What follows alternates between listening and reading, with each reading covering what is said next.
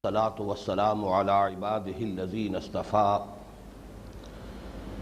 خصوصا على أفضلهم وخاتم النبيين محمد الأمين وعلى آله وصحبه أجمعين. أما بعد فقد قال الله تبارك وتعالى كما ورد في سورة البقرة: أعوذ بالله من الشيطان الرجيم بسم الله الرحمن الرحيم. وَلَقَدْ آتَيْنَا مُوسَى الْكِتَابَ وَقَفَّيْنَا مِنْ بَعْدِهِ بِالرُّسُلِ وَآتَيْنَا عِيسَى ابْنَ مَرْيَمَ الْبَيِّنَاتِ وَأَيَّدْنَاهُ بِرُوحِ الْقُدُسِ أَفَكُلَّمَا جَاءَكُمْ رَسُولٌ بِمَا لَا تَهْوَى أَنفُسُكُمُ اسْتَكْبَرْتُمْ فَفَرِيقًا كَذَّبْتُمْ وَفَرِيقًا تَقْتُلُونَ وَقَالُوا قُلُوبُنَا غُلْفٌ بل لعنهم الله بكفرهم فقليلا ما يؤمنون ولما جاءهم كتاب من عند الله مصدق لما معهم وكانوا من قبل يستفتحون على الذين كفروا فلما جاءهم ما عرفوا كفروا به فلعنة الله على الكافرين بئس ما اشتروا به أنفسهم أن يكفروا بما أنزل الله بغيا أن ينزل الله من فضله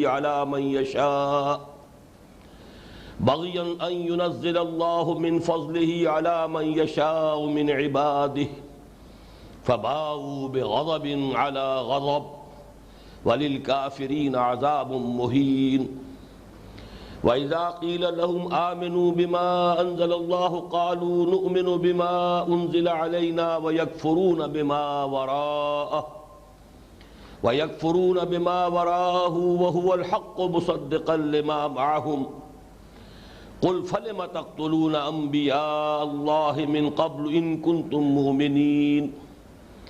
وَلَقَدْ جَاءَكُمْ مُوسَى بِالْبَيِّنَاتِ ثُمَّ اتَّخَذْتُمُ الْعِجْلَ مِنْ بَعْدِهِ وَأَنْتُمْ ظَالِمُونَ وَإِذْ أَخَذْنَا مِيثَاقَكُمْ وَرَفَعْنَا فَوْقَكُمُ الطُّورَ خُذُوا مَا آتَيْنَاكُمْ بِقُوَّةٍ وَاسْمَعُوا قَالُوا سَمِعْنَا وَعَصَيْنَا وَأُشْرِبُوا فِي قُلُوبِهِمُ الْعِجْلَ بِكُفْرِهِمْ قل بئس ما يأمركم به إيمانكم إن كنتم مؤمنين قل إن كانت لكم الدار الآخرة عند الله خالصة من دون الناس فتمنوا الموت إن كنتم صادقين ولن يتمنوه أبدا بما قدمت أيديهم والله عليم بالظالمين. وَلَتَجِدَنَّهُمْ أَحْرَصَ النَّاسِ عَلَى حَيَاةٍ وَمِنَ الَّذِينَ أَشْرَكُوا يَوَدُّ أَحَدُهُمْ لَوْ يُعَمَّرُ أَلْفَ سَنَةٍ وَمَا هُوَ بِمُزَحْزِحِهِ مِنَ الْعَذَابِ أَنْ يُعَمَّرَ وَاللَّهُ بَصِيرٌ بِمَا يَعْمَلُونَ. صدق اللہ العظیم. رب اشرح لي صدری ويسر لي أمری واحلل عقدۃ من لسانی يفقهوا قولی. اللہم ربنا الہمنا رشدنا واعذنا من شرور انفسنا. اللہم ارنا الحق حقا وارزقنا اتباعہ وارنا الباطل باطلا وارزقنا اجتنابہ. اللہم وفقنا لما تحب وترضى آمین یا رب العالمین. یہ سورہ بقرہ کے 11ویں رکوع کی 10 آیات ہیں جو ابھی آپ نے سماعت فرمائی. ان میں چونکہ ایک ہی مضمون ہے جو تسلسل کے ساتھ چل رہا ہے، اور جیسا کہ کئی بار میں نے عرض کیا ہے، جہاں تک رکوعوں کی تعین کا تعلق ہے اکثر و بیشتر وہ مضامین کی مناسبت سے بہت صحیح تعین ہے. کوشش یہ ہوگی کہ آج ہم اس رکوع کے مطالعے کی تکمیل کر لیں. باقی یہ کہ ہوگا کیا یہ اللہ کے اختیار میں ہے. ایک علمی مسئلہ اس میں ہے، وہ میرا خیال یہ ہے کہ آج کی محفل میں ہم اس پر بحث نہ کریں، اسے میں اگلی نشست کے لیے اٹھا رکھوں گا. جو ایک مضمون چلا آ رہا ہے اس میں تسلسل کے ساتھ، اس کا مطالعہ آج کوشش کریں گے کہ مکمل ہو جائے. وَلَقَدْ آتَيْنَا مُوسَى الْكِتَابَ، اور ہم نے عطا فرمائی موسیٰ کو کتاب یعنی تورات. وَقَفَّيْنَا مِن بَعْدِهِ بِالرُّسُلِ، اور پیدل پہ بھیجے ہم نے اس کے بعد اپنے بہت سے رسول، اپنے بہت سے پیغامبر، اپنے بہت سے نبی۔ یہ قفا ہو یقفو ہو، اگر ثلاثی مجرد میں آتا ہے تو اس کے معنی ہے تبعہ، کسی کی پیروی کی۔ ثلاثی مزید فی میں جب یہ باب تفعیل سے آتا ہے تو کسی سے کسی کی پیروی کرانا، کسی کو کسی کے پیچھے لگانا، کسی کو کسی کا تابع بنانا، یہ گویا کہ اس کے اندر مفہوم پیدا ہوتا ہے۔ اور عام طور پر استعمال ایسا ہوتا ہے کہ قفا زیدن بے بکرن، اس لیے کہ اس میں صلہ با کا آتا ہے، زید کے پیچھے لگا دیا، زید کے پیچھے کھڑا کیا بکر کو۔ یہاں وہی مفہوم ہے قفینا من بعدہ بالرسل، اور ان کے بعد پے بپے ہم نے لگاتار اپنے بہت سے نبی بھیجے۔ یہ در حقیقت تمہید ہے حضرت عیسیٰ علیہ السلام کے تذکرے کی۔ قرآن مجید میں اس کی اور بھی مثالیں موجود ہیں۔ ہمارے منتخب نصاب میں سورہ حدید کا آخری رکوع بھی اسی طرح شروع ہوتا ہے، وَلَقَدْ أَرْسَلْنَا نُوحًا وَإِبْرَاهِيمَ وَجَعَلْنَا فِي ذُرِّيَّتِهِمَا النُّبُوَّةَ وَالْكِتَابَ فَمِنْهُمْ مُهْتَدٍ وَكَثِيرٌ مِّنْهُمْ فَاسِقُونَ ثُمَّ قَفَّيْنَا عَلَىٰ آثَارِهِمْ بِرُسُلِنَا وَقَفَّيْنَا بِعِيسَى ابْنِ مَرْيَمَ وَآتَيْنَاهُ الْإِنجِيلَ۔ وہاں بھی اصل میں تذکرہ کرنا مقصود ہے حضرت عیسیٰ علیہ السلام کا، لیکن یہ کہ تمہید میں پھر حضرت نوح علیہ السلام سے بات شروع کی گئی۔ یہاں حضرت موسیٰ کا تذکرہ اس اعتبار سے بہت ریلیونٹ ہے کہ چونکہ یہود یہاں مخاطب ہیں کہ جو حضرت موسیٰ علیہ السلام کے امت ہونے کے مدعی ہیں، لیکن اصل میں اس آیت مبارکہ میں تذکرہ جو ہے مقصود ہے حضرت عیسیٰ کا۔ وَآتَيْنَا عِيسَى ابْنَ مَرْيَمَ الْبَيِّنَاتِ، اور ہم نے مریم کے بیٹے عیسیٰ کو بینات عطا فرمائی۔ بینات یہاں مراد ہے معجزات، اس لیے کہ حضرت مسیح علیہ السلام کو جیسا کہ معلوم ہے جہاں تک حصی معجزات کا تعلق ہے، جو چوٹی کے معجزے ہو سکتے ہیں انہیں عطا کیے گئے۔ ویسے قرآن مجید میں یہ لفظ بینات دو معنی میں آتا ہے۔ جو قرآن مجید کی تعلیمات ہیں یا اللہ تعالیٰ کی دوسری نازل کردہ کتابوں کی تعلیمات ہیں، وہ بھی چونکہ انسانی فطرت کے لیے جانی پہچانی چیزیں ہیں، انہیں بھی بینات سے تعبیر کیا گیا۔ لیکن یہ کہ جو معجزہ ہے جس سے کہ بات بالکل واضح ہو جاتی ہے کہ جس شخص کے ذریعے سے اس معجزے کا ظہور ہو رہا ہے وہ اللہ تعالیٰ کا فرستادہ ہے، اللہ تعالیٰ کی طرف سے نمائندہ بن کر آیا ہے، اس لیے بینات سے مراد یہاں پر معجزے۔ وَأَيَّدْنَاهُ بِرُوحِ الْقُدُسِ، ایدہ یؤید تائید، عید سے بنا ہے، عید ہاتھ کو کہتے ہیں، عیدی ہاتھ، ید ہاتھ، لیکن یہ کہ اس سے تائید، کسی کے ہاتھوں کو مضبوط کرنا یعنی مدد کرنا۔ ایدناہ، ہم نے اس کی مدد کی، اسے تقویت بہم پہنچائی۔ ایدناہ بروح القدس، روح قدس کے ذریعے سے۔ روح القدس یہ اگرچہ بظاہر جو ہے ترکیب اضافی ہے، لیکن حقیقت میں مراد اس سے مرکب توصیفی ہے۔ پاکی کی روح، ترجمہ تو یوں ہوگا اس کا اگر آپ دیکھیں، روح القدس ہے، لیکن پاک روح مراد ہے۔ اس کی بہت نمایاں مثال دوسری جو ہے وہ ہمارے منتخب نصاب میں جو یوں سمجھیے قرآن مجید کی، جس کے بارے میں شاہ ولی اللہ دہلوی رحمۃ اللہ علیہ کا کہنا یہ ہے کہ وہ قرآن مجید کے عمود کی حیثیت رکھتی ہے آیت، تو دین الحق کا لفظ جو آیا ہے، هو الذی ارسل رسولہ بالہدی ودین الحق، تو دین الحق یہاں پر اگرچہ مرکب اضافی کی صورت میں ہے، لیکن حقیقت میں مراد مرکب توصیفی ہے۔ حق کا دین نہیں بلکہ دین حق، سچا دین۔ اسی طرح یہاں پر بھی پاکی کی روح نہیں بلکہ پاک روح، یعنی حضرت جبرائیل علیہ السلام۔ ویسے تو یہ کہ حضرت جبرائیل یا دوسرے فرشتوں کے ذریعے سے اللہ تعالیٰ اپنے تمام نبیوں کی مدد فرماتا رہا، لیکن خاص طور پر حضرت عیسیٰ علیہ السلام کو جو معجزات عطا کیے گئے جو نہایت غیر معمولی، اس لیے کہ تخلیق حیات، کہ گارے سے ایک پرندے کی صورت بنانا اور اس میں پھونک مارنا جس سے کہ وہ اڑتا ہوا زندہ ایک پرندہ بن جائے، یا احیاء موتا، قم باذن اللہ، مردہ لاش کو یہ کہنا کہ قم باذن اللہ، اور وہ پھر چلتا پھرتا انسان بن جائے، اس میں زندگی آ جائے، یہ گویا کہ آخری معجزے ہو سکتے ہیں کہ جو اللہ تعالیٰ نے کسی نبی کو دیے ہیں، تو حضرت عیسیٰ علیہ السلام کو اللہ نے یہ معجزے بھی عطا فرمائے۔ اس لیے خاص طور پر ذکر ہے وَأَيَّدْنَاهُ بِرُوحِ الْقُدُسِ، اور اس میں خصوصی طور پر اصل میں اشارہ ہو رہا ہے کہ یہود کے جو علماء تھے جنہوں نے حضرت مسیح علیہ السلام کی تکذیب کی اور یہ کہا کہ یہ جادوگر ہے، ان کا کہنا یہ تھا کہ یہ ساری جو معجزے دکھا رہا ہے، بظاہر معجزے اللہ تعالیٰ کی طرف منسوب کر رہا ہے، یہ اصل میں سارے جو ہے شعبدے ہیں، اور یہ شیطانوں کا سردار بالزبول ہے جس کی مدد ان کو حاصل ہے، اور اس کی مدد سے در حقیقت یہ اس قسم کے شعبدے دکھا رہا ہے۔ تو یہاں پر قرآن مجید اس کی نفی کر رہا ہے، وَأَيَّدْنَاهُ بِرُوحِ الْقُدُسِ، جو بھی معجزے حضرت مسیح علیہ السلام کے ذریعے ظاہر ہوئے در حقیقت وہ تائید روح القدس، تائید جبرائیل علیہ السلام کا ظہور ہے۔ افکلما، یہ ہے اصل بات جو کہنی ہے، افکلما جاءکم رسول بما لا تہوی انفسکم استکبرتم،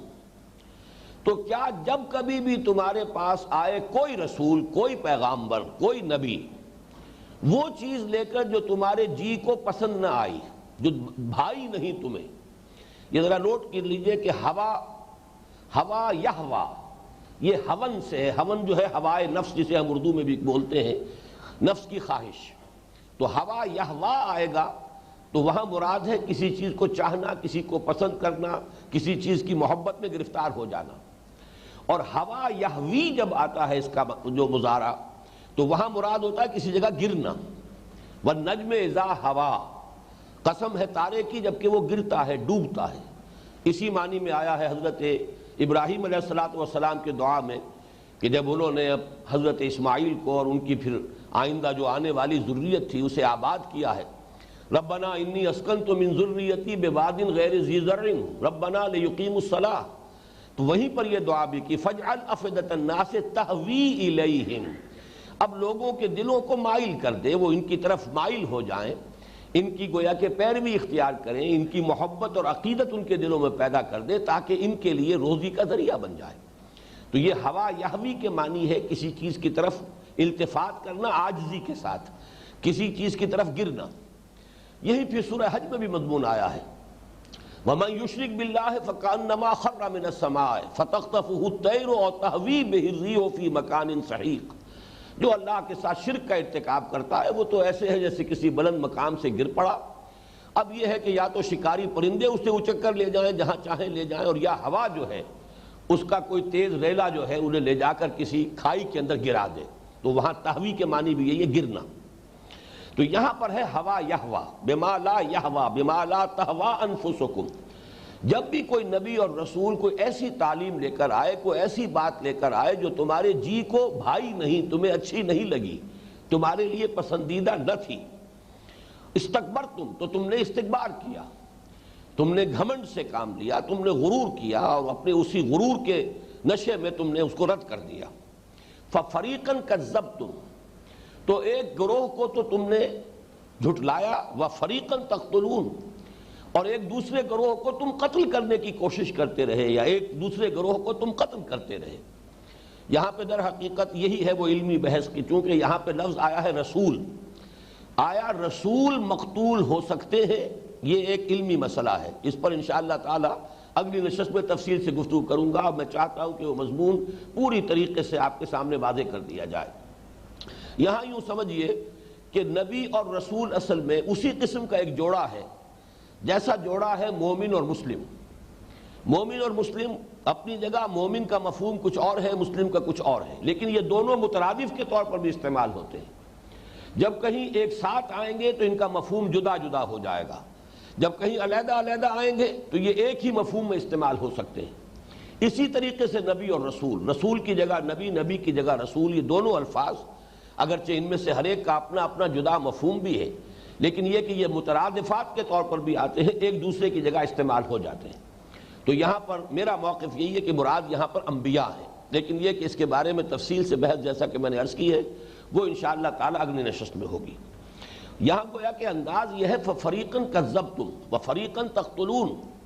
تو ایسے انبیاء جو تمہارے پاس ایسی چیزیں لے کر آئے کہ جو تمہیں پسند نہ تھیں، تمہارے نفسوں کو وہ راس نہ آئی یا بھائی نہیں، تو ایک گروہ کو تو خیر تم نے صرف تکذیب تک ہی معاملہ ان کا رکھا، اور ایک دوسرے گروہ کو تو تم قتل کرنے کی کوشش کرتے رہے اور ان کی جان کے درپے ہو گئے۔ وَقَالُوا قُلُوبُنَا غُلْفٌ، اب یہاں بات آ رہی ہے در حقیقت یہ جیسا کہ سورہ صف میں آپ نے دیکھا کہ جب تاریخ بنی اسرائیل کا تذکرہ ہوا تو پہلے حضرت موسیٰ علیہ السلام کے ساتھ ان کا طرز عمل کیا تھا، پھر حضرت عیسیٰ علیہ السلام کے ساتھ ان کا طرز عمل کیا رہا، اور پھر یہ کہ حضور صلی اللہ علیہ وسلم کے ساتھ ان کا رویہ کیا تھا، وہی ترتیب یہاں ہے۔ پہلے حضرت موسیٰ کا تذکرہ، پھر حضرت عیسیٰ کا تذکرہ، کہ حضرت عیسیٰ علیہ السلام کے معجزات کی انہوں نے نفی کی، اور یہ کہ ان کی تکذیب کی، بلکہ یہ کہ ان کو تو سولی چڑھانے کی انہوں نے کم سے کم اپنے طور پر تو وہ اس کے اندر وہ حرکت کر گزرے۔ یہ دوسری بات ہے کہ اللہ تعالیٰ نے ان کے ساتھ کیا معاملہ کیا۔ وَقَالُوا قُلُوبُنَا غُلْفٌ، اب یہاں سے بات شروع ہو رہی ہے کہ حضور صلی اللہ علیہ وسلم کے ساتھ اب ان کی روش کیا ہے، اور یہ کہتے ہیں کہ ہمارے دلوں پر غلاف چڑھے ہوئے ہیں۔ یہ غلاف ہی سے غلف بنا ہے۔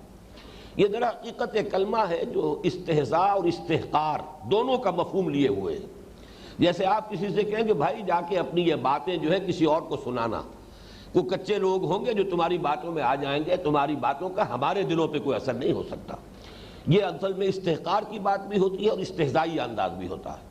کہ اے محمد یا اے مسلمانوں صلی اللہ علیہ وسلم، تمہاری ان باتوں کا ہم پر اثر نہیں ہو سکتا،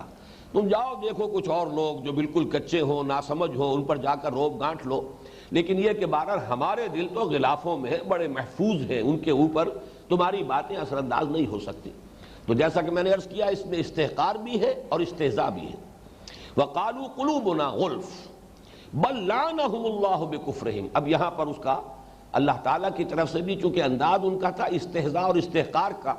تو اب جو تبصرہ ہو رہا اللہ تعالیٰ کی طرف سے اس میں بھی غضب ہے، اللہ تعالیٰ کی طرف سے غصے کا، غیظ اور غضب کا اظہار ہو رہا ہے۔ بل لعنہم اللہ بکفرہم، بلکہ اصل حقیقت یہ ہے کہ اللہ تعالیٰ نے ان پر لعنت کر دی ہے ان کے کفر کے باعث۔ یہ جس کو کہہ رہے ہیں کہ ہمارے دل محفوظ ہیں، اصل میں تو اللہ تعالیٰ کی طرف سے ان کے اوپر مہر لگ چکی ہے۔ یہی مضمون جو ہے سورہ نساء کی آیت نمبر 155 میں بھی آیا ہے، وَقَوْلِهِمْ قُلُوبُنَا غُلْفٌ بل طبع اللہ علیہا بکفرہم فہم لا یؤمنون الا قلیلا، اللہ تعالیٰ نے در حقیقت ان کے دلوں پر مہر کر دی ہے۔ وہاں پر لفظ آیا مہر کا، بل طبع اللہ علیہا، انہوں نے ان کے دلوں کے، اللہ تعالیٰ نے ان کے دلوں کے اوپر مہر لگا دی ہے بکفرہم فلا یؤمنون الا قلیلا، تو وہ اب ایمان نہیں لائیں گے مگر شاذ ان میں سے کوئی نہ ہونے کے برابر۔ تو وہاں ہے طبع اللہ علی قلوبہم یا علیہا، اور یہاں فرمایا بل لعنہم اللہ بکفرہم، اللہ تعالیٰ نے لعنت فرما دی ہے۔ لعنت سے مراد ہے اللہ تعالیٰ کی طرف سے کسی شخص یا کسی گروہ کو خیر سے اور اپنی رحمت سے محروم کر دینا، دھتکار دینا، دور پھینک دینا اپنی رحمت سے اور خیر سے۔ وقالوا قلوبنا غلف، اور وہ کہتے ہیں کہ ہمارے دلوں پر غلاف چڑھے ہوئے ہیں۔ بل لعنہم اللہ بکفرہم، بلکہ حقیقت یہ ہے، اصل صورتحال یہ ہے کہ اللہ تعالیٰ نے ان پر لعنت فرما دی ہے ان کے کفر کے باعث۔ فقلیلا ما یؤمنون، تو اب کم ہی ہے اس کا امکان کہ یہ ایمان لائیں۔ یہ گویا کہ مسلمانوں کو اور حضور کو بتایا جا رہا ہے کہ زیادہ توقع نہ رکھو، اس لیے کہ ان لوگوں کی جو ہے صورت یہ پیدا ہو چکی ہے کہ ان کے دلوں پر اللہ تعالیٰ کی طرف سے ان کے کفر اور ان کے سابقہ طرز عمل اور ان کے اندر جو بدنیتی ہے اور حسد ہے اور بغض ہے، اس کی وجہ سے اللہ تعالیٰ نے ان کے دلوں پر مہر لگا دی ہے یا اللہ تعالیٰ نے ان پر لعنت فرما دی ہے۔ اب وہ وضاحت کے ساتھ تذکرہ ہو رہا ہے حضور کا اور قرآن مجید کا۔ وَلَمَّا جَاءَهُمْ كِتَابٌ مِّنْ عِنْدِ اللَّهِ، اور جب آئی ان کے پاس کتاب اللہ کے پاس سے، اب یہ مراد ہے قرآن مجید۔ پہلے حضرت موسیٰ علیہ السلام کا تذکرہ تھا، جب وہاں لفظ کتاب آیا تو مراد تورات تھی۔ اب یہاں پہ حضور صلی اللہ علیہ وسلم کا تذکرہ ہے، یہاں کتاب سے مراد قرآن ہے۔ وَلَمَّا جَاءَهُمْ كِتَابٌ مِّنْ عِنْدِ اللَّهِ مُصَدِّقٌ لِّمَا مَعَهُمْ، جو تصدیق کرتے ہوئے آئی ہے اس کی جو ان کے ساتھ ہے، ان کے پاس ہے۔ اس کے دو مفہوم ہیں، ایک تو عام طور پر مفسرین نے جو مفہوم لیا ہے وہ یہ ہے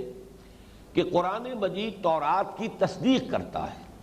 قرآن مجید واضح طور پر تسلیم کرتا ہے کہ تورات اللہ کی کتاب ہے، اللہ کی کتاب تھی، اللہ نے حضرت موسیٰ علیہ السلام کو عطا فرمائی۔ تو گویا کہ قرآن مجید کی طرف سے تورات کی تصدیق ہو رہی ہے اس معنی میں، مصدق لما معہم، معہم ان کے پاس ہے، ان کے ساتھ ہے، یعنی وہ کتاب الہی تورات جو ان کے پاس ہے اس کی تصدیق کرتے ہوئے آیا ہے قرآن۔ ایک دوسرا مفہوم ہے جو مولانا امین احسن اصلاحی صاحب نے بیان کیا ہے اور وہ بہت دل کو لگتا ہے، اور وہ یہ ہے کہ یہاں مراد اصل میں یہ ہے کہ قرآن ان پیشین گوئیوں کا مصداق بن کر آیا ہے جو تورات میں تھیں۔ قرآن مجید کا اور نبی اکرم صلی اللہ علیہ وسلم کا ذکر جو ہے تورات میں، انجیل میں موجود ہے۔ تو اگر حضور صلی اللہ علیہ وسلم کی بعثت نہ ہوتی تو گویا کہ وہ پیشین گوئیاں جو ہیں وہ یا تو غلط ثابت ہوتی یا تشنہ تکمیل رہتی۔ تو گویا کہ قرآن کا نزول اور محمد الرسول اللہ صلی اللہ علیہ وسلم کی بعثت جو ہے وہ مصداق بن کر آئی ہے ان پیشین گوئیوں کا جو تورات اور انجیل میں اور دوسرے انبیاء کے صحیفوں میں موجود تھیں۔ تو یا تو یوں کہیے کہ قرآن نے تصدیق کی ہے تورات کی، یا یہ کہ قرآن ان پیشین گوئیوں کا مصداق بن کر آیا ہے کہ جو تورات اور انجیل اور دوسرے انبیاء کے صحیفوں میں تھیں۔ تو گویا کہ جہاں تک اس سے جو اینڈ رزلٹ ہے، نتیجہ تو ایک ہی ہے۔ وَلَمَّا جَاءَهُمْ كِتَابٌ مِّنْ عِنْدِ اللَّهِ مُصَدِّقٌ لِمَا مَعَهُمْ وَكَانُوا مِنْ قَبْلُ يَسْتَفْتِحُونَ عَلَى الَّذِينَ كَفَرُوا، اور حالانکہ وہ اس سے قبل فتح کی دعائیں مانگ رہے تھے کافروں کے مقابلے میں۔ یہ بہت اہم ہے اور تاریخی پس منظر سے اس کو سمجھنا ہوگا۔ جیسا کہ آپ کے علم میں ہے، اس سے پہلے بار بار بات آ چکی ہے کہ مدینہ منورہ میں ایک تو یہ جن کو آپ کہیں گے سنز آف دی سوائل، جو اصل عربی النسل لوگ تھے، وہ اوس اور خزرج کے دو قبیلے تھے جو یمن سے آ کر یہاں آباد ہوئے۔ تین قبیلے یہ تھے کہ جو یہود کے تھے، بنو قینقاع اور بنو نذیر اور بنو قریظہ۔ جب ان کے آپس میں جھگڑے ہوتے تھے، قبائلی جو جھگڑے ہیں، جنگیں ہوتی تھیں، تو یہ ایک دوسرے کے مقابلے میں آتے تھے۔ اور دوسرے یہ کہ عام طور پر چونکہ یہودیوں کا معاملہ یہ تھا، اگرچہ پیسے والے تھے، متمدن تھے، کتاب والے تھے، مہذب تھے، ان کے ہاں فقہا تھے، ان کے ہاں قاضی تھے، تو اس اعتبار سے ان کا رعب تھا کہ یہ لوگ متمدن لوگ ہیں، یہ لوگ بڑے سویلائزڈ لوگ ہیں، ان لوگوں کے پاس ایک قانون ہے، ایک کتاب ہے۔ تو اوس اور خزرج کے لوگوں پر ان کا اس اعتبار سے ایک رعب طاری تھا۔ لیکن یہ کہ عام طور پر اگر کبھی جھگڑا اور فساد ہوتا تھا تو یہ لوگ جو ہے بزدل تھے، ان کے اندر ضعف تھا، کمزوری تھی، بہادری موجود نہیں تھی، جیسا کہ بار بار قرآن میں آیا ہے کہ اے مسلمانوں، یہ یہودی تم سے کبھی کھلے میدان میں مقابلہ نہیں کریں گے، فصیلوں کی اوٹ سے، دیواروں کے پیچھے سے، یا یہ ہے کہ ریشہ دوانیاں کریں گے، سازشیں کریں گے، کبھی کسی کو چڑھا لائیں گے، کبھی کسی کو آمادہ کریں گے کہ وہ تم پر حملہ کریں، لیکن خود یہ کبھی کھلے میدان میں تم سے مقابلہ نہیں کر سکیں گے۔ یہی معاملہ ہوتا تھا، جب ان کا کوئی جھگڑا ہو جاتا تھا تو مار کھاتے تھے۔ لیکن اس وقت پھر یہ کہا کرتے تھے اور ان سے اوس اور خزرج کے لوگوں سے کہ دیکھو اس وقت تو تم ہمیں دبا لیتے ہو، لیکن یہ کہ ہمارا علم یہ ہے، ہماری کتابیں یہ بتا رہی ہیں کہ نبی آخر الزمان کا ظہور ہونے والا ہے، اور جب ہم اس پر ایمان لائیں گے اور اس کے ساتھ ہو کر تمہارے ساتھ جنگ کریں گے تو تم ہمیں شکست نہیں دے سکو گے۔ اس لیے کہ ظاہر بات ہے جب ہم نبی یا رسول کے ساتھ ہی ہوں گے، جب ہمیں تائید اللہ کی حاصل ہو جائے گی ایک نبی کی معیت کی وجہ سے، تو پھر تم ہمیں شکست نہیں دے سکو گے۔ یہ ہے وہ تاریخی پس منظر۔ وَكَانُوا مِن قَبْلُ يَسْتَفْتِحُونَ عَلَى الَّذِينَ كَفَرُوا۔ ظاہر بات ہے کہ حضور کی بعثت سے پہلے اہل کتاب جو ہے وہی تھے مسلم اور مومن، اور بقیہ لوگ جو تھے کہ جو کتاب کے ماننے والے نہیں تھے، جو مشرکین مکہ تھے، وہ کافر تھے۔ تو وہ گویا اپنے آپ کو مسلم و مومن مانتے ہوئے ان کافروں کے مقابلے میں اللہ تعالیٰ سے فتح کی دعائیں کرتے تھے کہ اللہ جلد بھیج اپنے اس نبی کو، اپنے اس آخری رسول کو جس کا کہ تو نے ہم سے وعدہ کیا اور جس کے بارے میں پیشین گوئیاں اور خوشخبریاں ہماری کتابوں میں موجود ہیں، تاکہ ہم ان کے ساتھی بن کر ان کے جلاؤ میں جب ہم ان کفار سے مقابلہ کریں تو پھر یہ ہم پر غالب نہ آ سکے اور ہمیں فتح حاصل ہو جائے۔ اور یہ بھی ذہن میں رکھیے، تاریخی پس منظر کے اعتبار سے یہ بڑی اہم بات ہے کہ حضور صلی اللہ علیہ وسلم پر سب سے پہلے جو مدینے کے 6 شخص ایمان لائے تھے، یہ 6 کے 6 خزرجی تھے، اور یہ در حقیقت وہی سال ہے، 10واں سال، جس سال میں کہ حضور صلی اللہ علیہ وسلم کو جس آپ نے عام الحزن قرار دیا ہے کہ یہ ہمارے لیے رنج اور غم کا سال ہے۔ حضرت خدیجہ الکبریٰ رضی اللہ تعالی عنہ کا انتقال ہوا، سن 10 ہے نبوی، ہجرت سے تقریباً 2.5-3 سال قبل، آغاز وحی کے بعد اگر آپ گننا شروع کریں گے تو 10واں برس۔ اسی میں پھر ابو طالب کا انتقال ہو گیا۔ دنیاوی اعتبار سے وہی سہارا تھے، وہی مددگار تھے، ان کی ایک پروٹیکشن حاصل تھی۔ قبائلی زندگی میں ظاہر بات ہے جو سردار ہے قبیلے کا، اگر اس کی طرف سے حمایت حاصل ہے کسی کو تو گویا کہ پورے قبیلے کی حمایت حاصل ہے، اور یہی وہ چیز تھی کہ جس کی وجہ سے کفار جو ہے حضور صلی اللہ علیہ وسلم کے خلاف کوئی واضح اقدام نہیں کر سکے، کوئی فیصلہ کن قدم نہیں اٹھا سکے۔ لیکن جب ابو طالب کا انتقال ہو گیا تو پھر آپ نے، ظاہر بات ہے کہ مکے کے حالات تو بہت مایوس کن تھے، آپ کو اندازہ ہو گیا کہ اب یہاں پر میرا رہنا مشکل ہے، تو آپ نے طائف کا سفر کیا اس خیال میں کہ شاید اللہ تعالیٰ وہاں کے بڑے سرداروں میں سے کسی کو ایمان کی توفیق دے دے اور وہ میرا ساتھ دینے کے لیے تیار ہو جائے تو میں اپنی اس دعوت کا مرکز منتقل کروں اس طائف، وہاں سے یہ بات آگے بڑھے۔ لیکن طائف کی قسمت میں یہ بات نہیں تھی، یہ قسمت اللہ تعالیٰ نے رکھی ہوئی تھی یثرب کی جو بعد میں مدینہ النبی بنا ہے اور مدینہ منورہ آپ کہلاتا ہے۔ لہذا وہاں سے آپ اس اعتبار سے ناکام لوٹے کہ وہاں کسی ایک شخص نے بھی آپ کی تصدیق نہیں کی، بلکہ یہ کہ یوں سمجھیے کہ مکی دور میں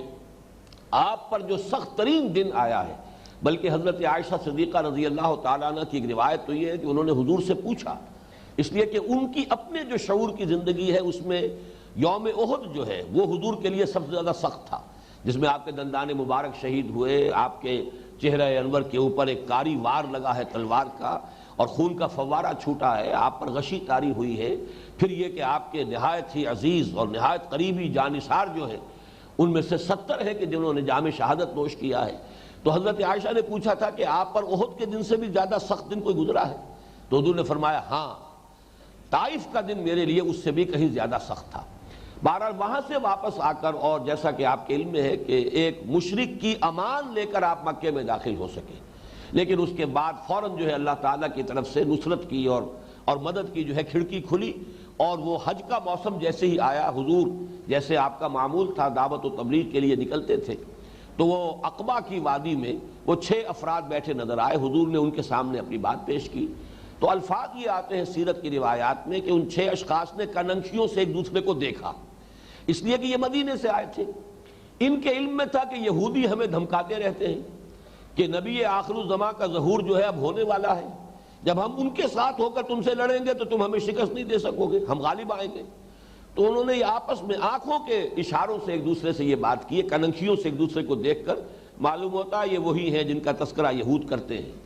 تو تم پہلے ایمان لے آؤ ان پر اس سے پہلے کہ یہودی ایمان لائیں۔ اب یہ ہے وہ تاریخی پس منظر، گویا کہ انہی کی طرف سے جو علم حاصل ہوا تھا اس مدینے کے لوگوں کو، خزرج کے لوگوں کو، وہ ذریعہ بن گیا ان کے سبقت الی الایمان کا۔ لیکن وہ لوگ جو تھے بدبخت وہ محروم رہے، اس لیے کہ جب انہیں یہ محسوس ہوا کہ یہ تو نبوت جو ہے اس کا ظہور بنی اسماعیل میں ہو گیا،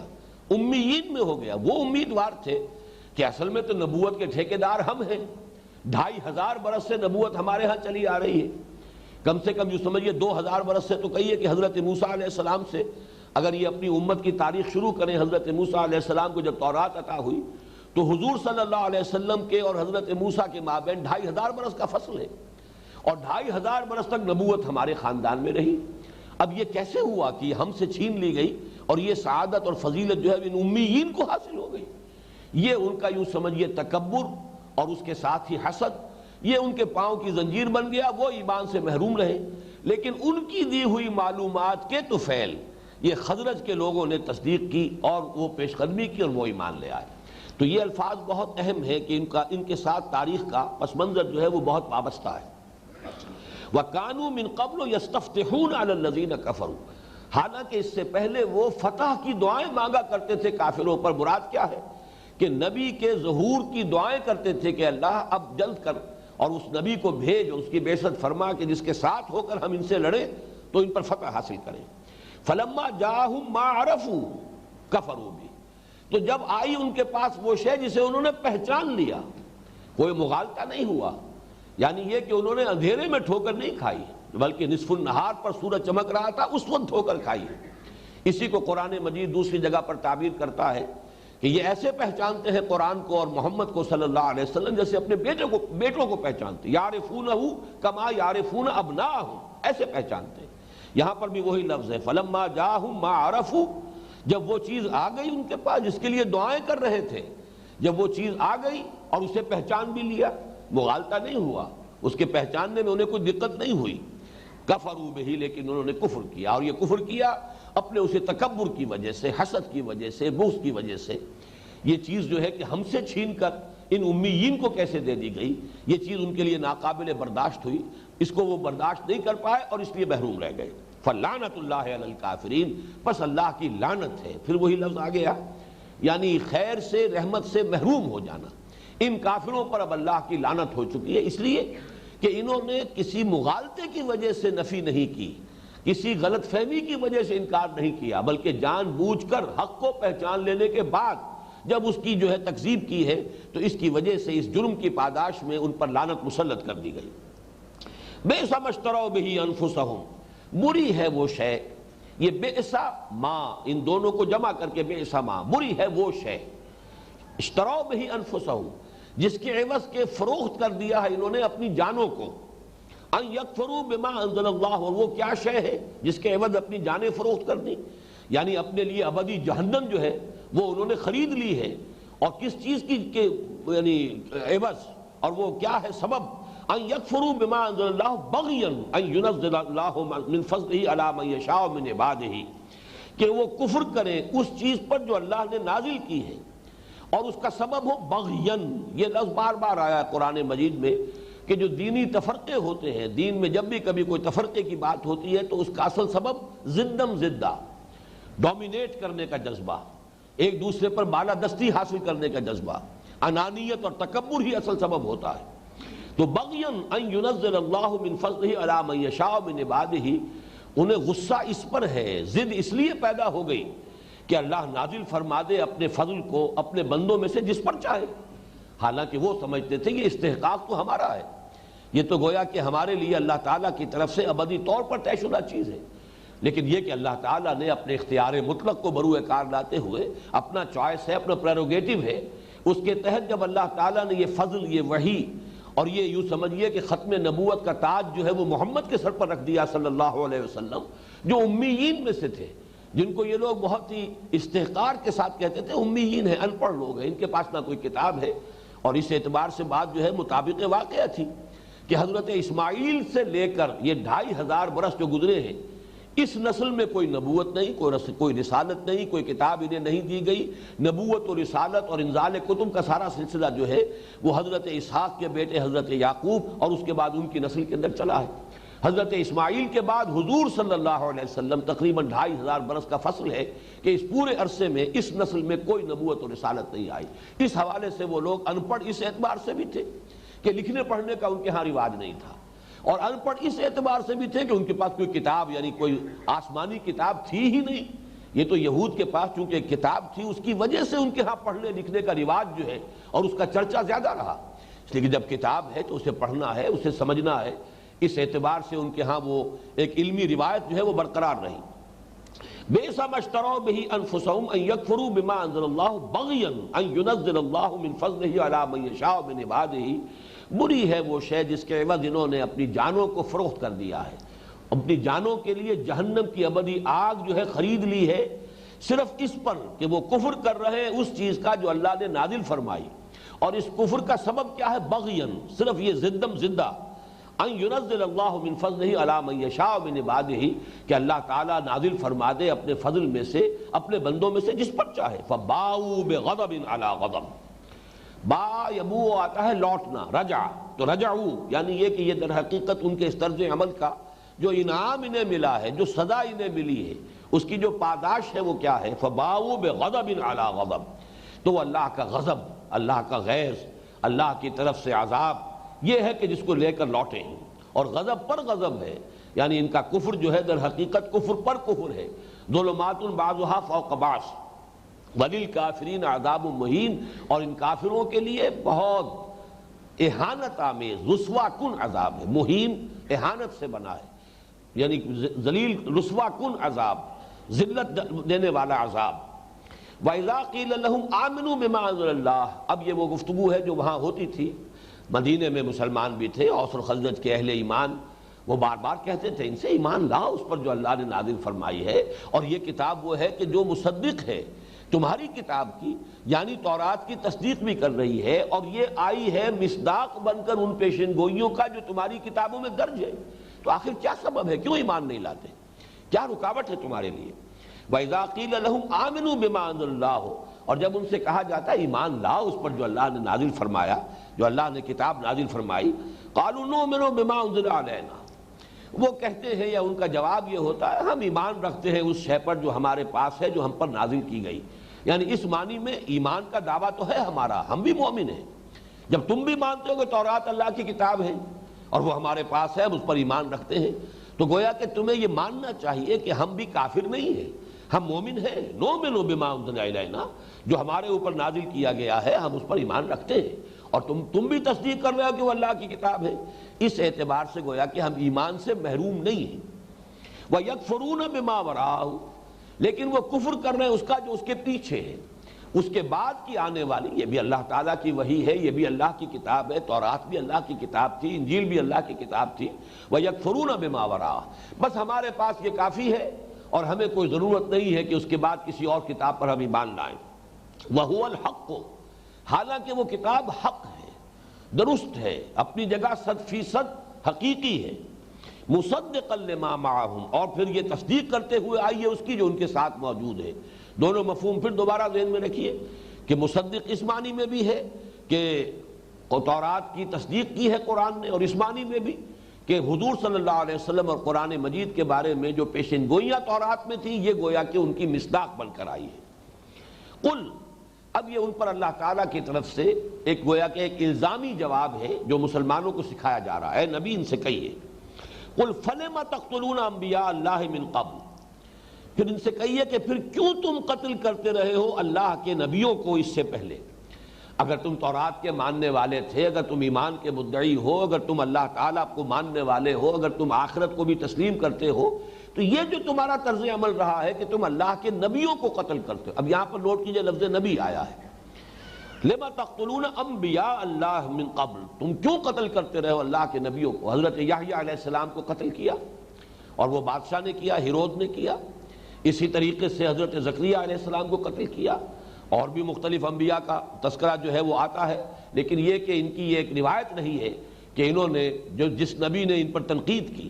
جو ان کا طرز عمل تھا، اگر انہیں آئینہ دکھایا کہ تمہارا کردار یہ ہے اور تمہارے اعمال اس درجے غلط ہو چکے ہیں، تو اس پہ بجائے اس کے کہ اس پر شرمندگی ہوتی، اصلاح پر آمادہ ہوتے، تو انہوں نے جیسے کہ وہ ایک روایت بھی ہے کہ کسی حبشی نے جب شیشہ دیکھا تو شیشے کو توڑ دیا، اس نے اپنی شکل اسے پسند نہیں آئی۔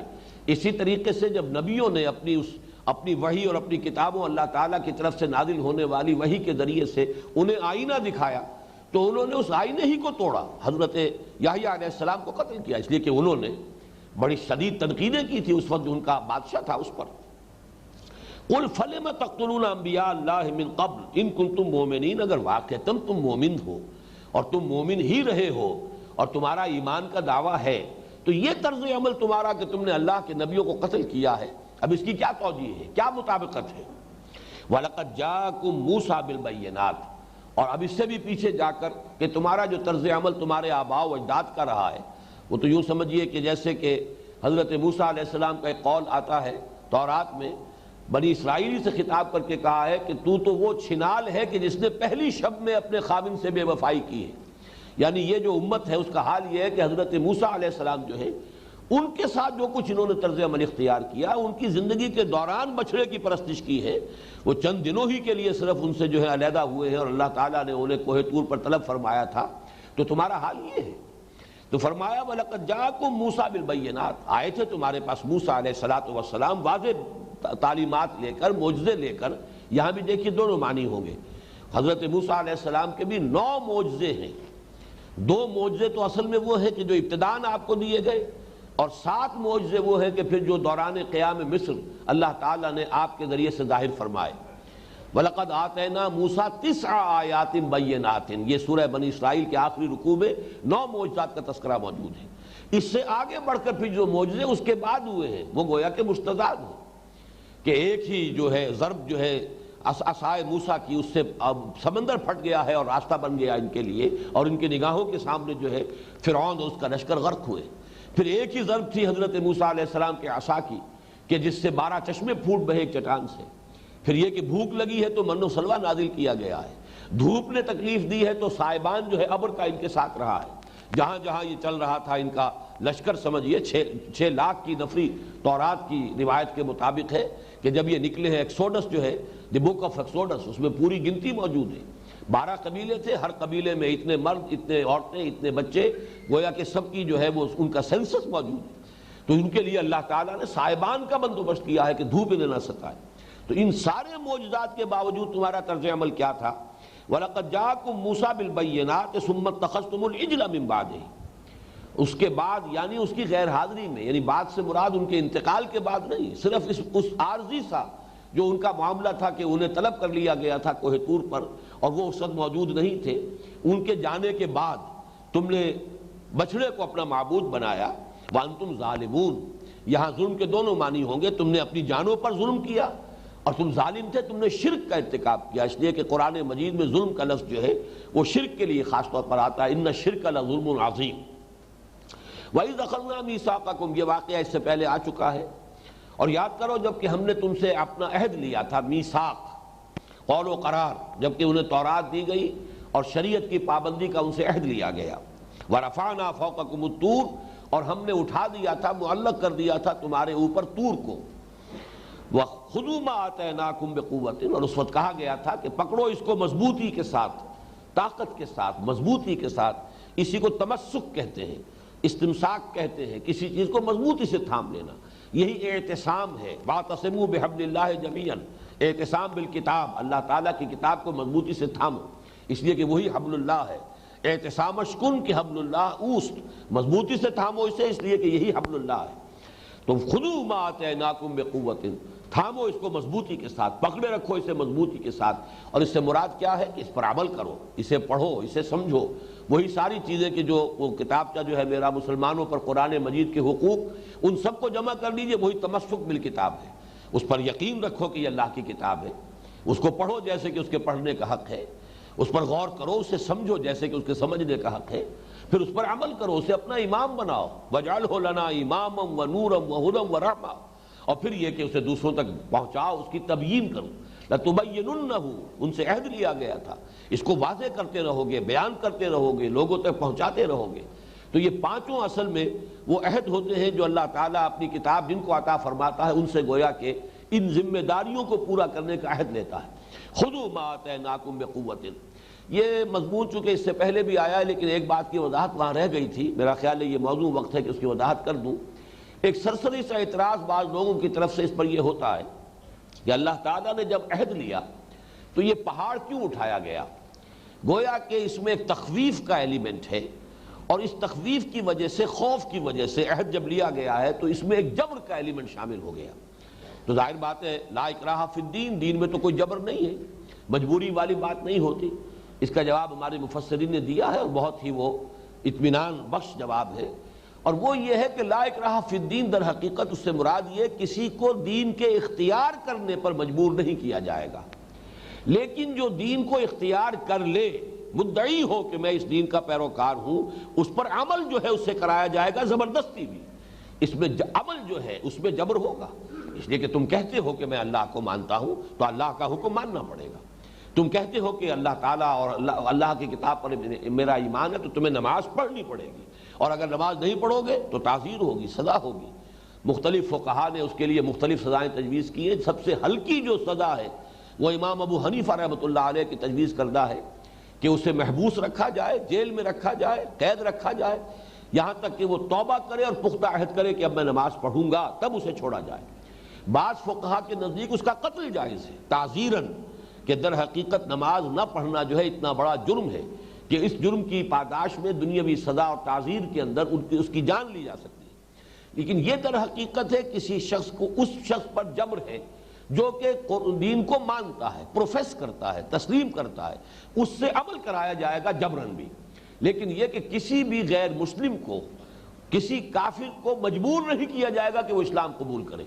تو لا اکراہ فی الدین سے مراد اصل میں وہ ہے۔ یہاں چونکہ وہ لوگ مدعی تھے، حضرت موسیٰ علیہ السلام کو انہوں نے تسلیم کیا تھا، ان پر ایمان لائے تھے، اور تورات کو اب وہ مان رہے تھے کہ یہ اللہ کی عطا کردہ ہے، تو اب ان کے ساتھ جو معاملہ کیا گیا ہے تو اس میں چاہے اس کی یہ تخویف کا اور ایک طرح کی دہشت کی کیفیت جو پیدا کی گئی ہے کہ کوہ طور ان کے سروں پر معلق کیا گیا، تو اس کے اندر کوئی اشتباہ نہیں ہے اور کسی طرح کی اس میں اعتراض کی گنجائش نہیں ہے۔ وَإِذْ أَخَذْنَا مِيثَاقَكُمْ وَرَفَعْنَا فَوْقَكُمُ الطُّورَ خُذُوا مَا آتَيْنَاكُمْ بِقُوَّةٍ وَاسْمَعُوا، اور توجہ سے سنا کرو۔ قَالُوا سَمِعْنَا وَعَصَيْنَا، انہوں نے کہا ہم نے سنا اور ہم نے نافرمانی کی۔ یہ اصل میں آگے چل کر یہ مضمون آئے گا کہ ان کا ایک خاص انداز یہ بھی تھا کہ الفاظ کو ادا کرتے ہوئے اپنی زبان کو ذرا موڑ کر یا اسے بل دے کر ایسے الفاظ ادا کرتے تھے کہ جس کا مفہوم بدل جائے، لیکن اگر کوئی گرفت کی جائے تو کہیں نہیں ہم نے تو وہ بات کہی تھی۔ اب یہ اطعنا اصل میں تو ہے سمعنا و اطعنا، لیکن اطعنا کو عصینا کہا اس طریقے سے کہ جو ان کی اپنی خباثت نفس ہے اس میں خوش ہو گئے کہ ہم نے تو یہ بات جو ہے موسیٰ کے سامنے ہم نے اطعنا کہا، ہم نے عہد کیا ہی نہیں، ہم نے تو عصینا کہا تھا، لیکن یہ کہ لوگوں کو گویا کہ باور کرایا کہ ہم نے اطعنا کہا ہے۔ اسی طرح آگے چل کر آئے گا، مسلمانوں سے کہا گیا کہ مت کہا کرو حضور سے مخاطب ہو کر راعنا، اور یہ در حقیقت ایک مجلسی کلمہ تھا ان کے ہاں، کہ گفتگو ہو رہی ہے مجلس میں،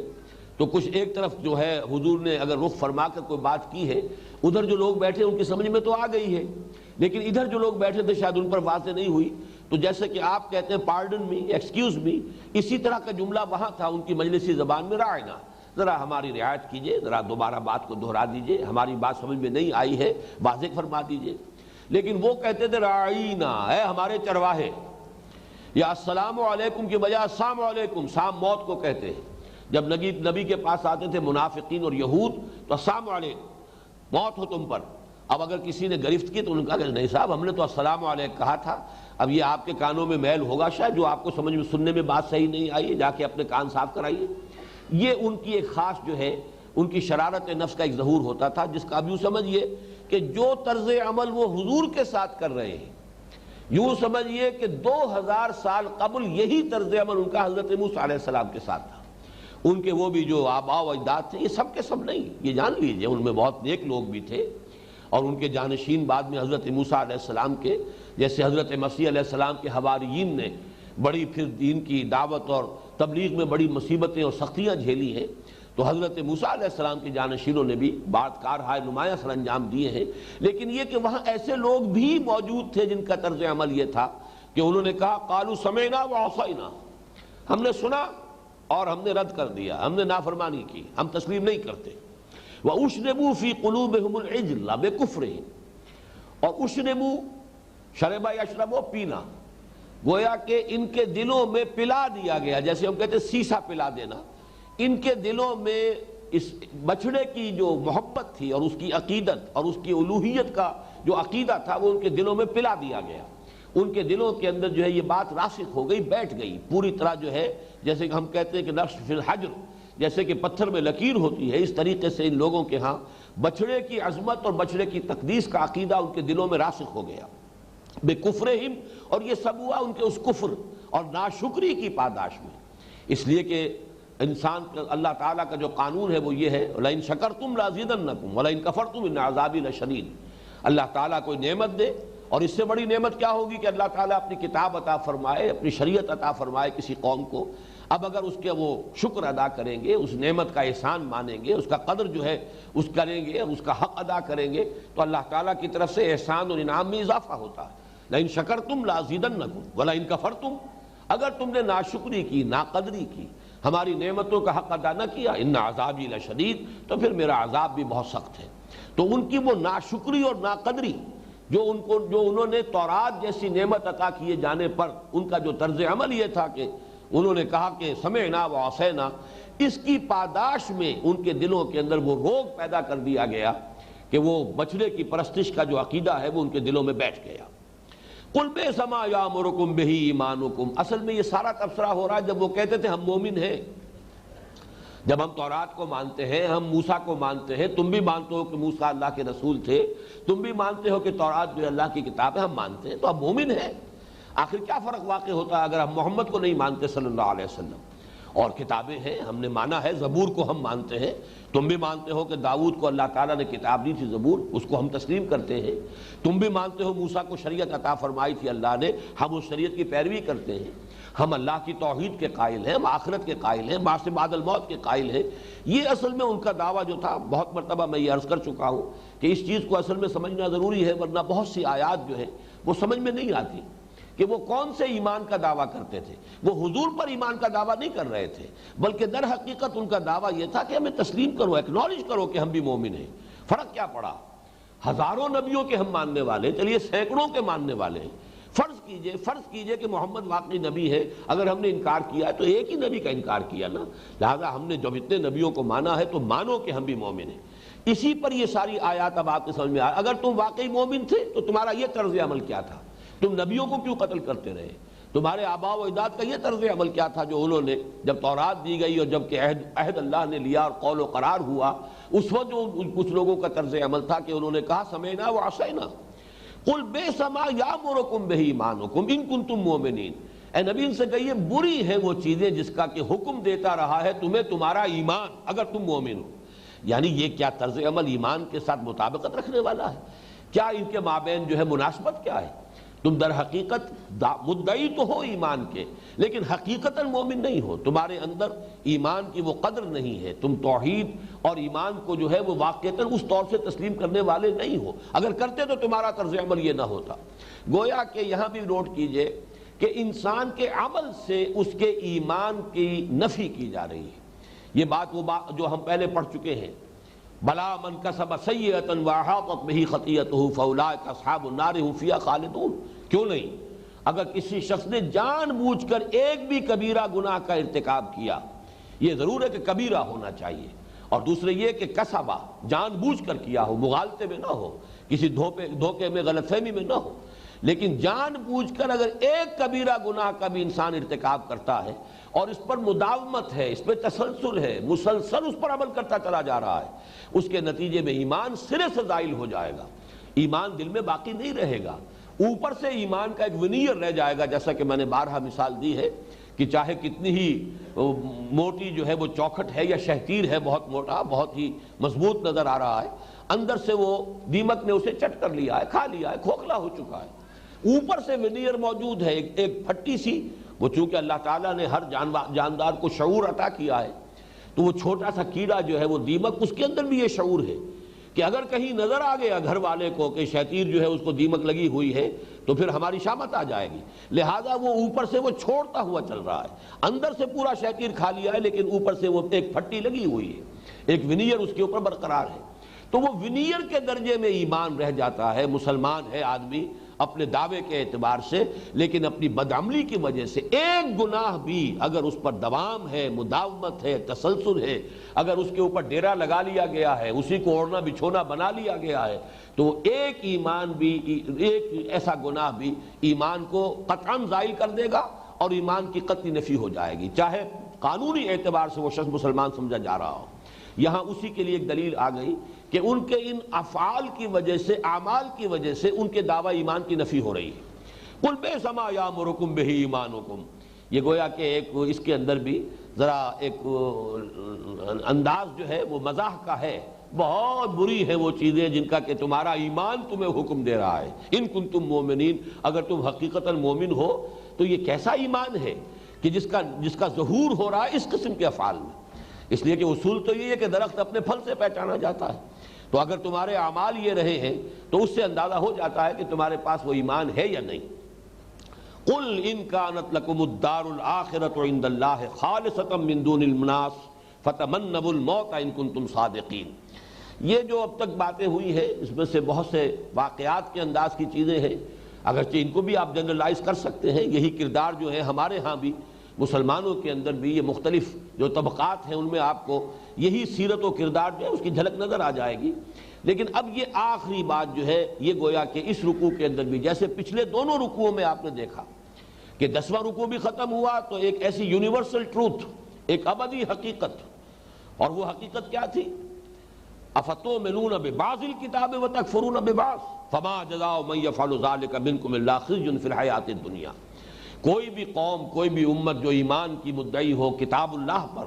پھر اس کا طرز عمل یہ ہو کہ اس کے ایک حصے پر تو عمل ہے اور ایک حصے کو اس نے چھوڑا ہوا ہے، ترک کیا ہوا ہے،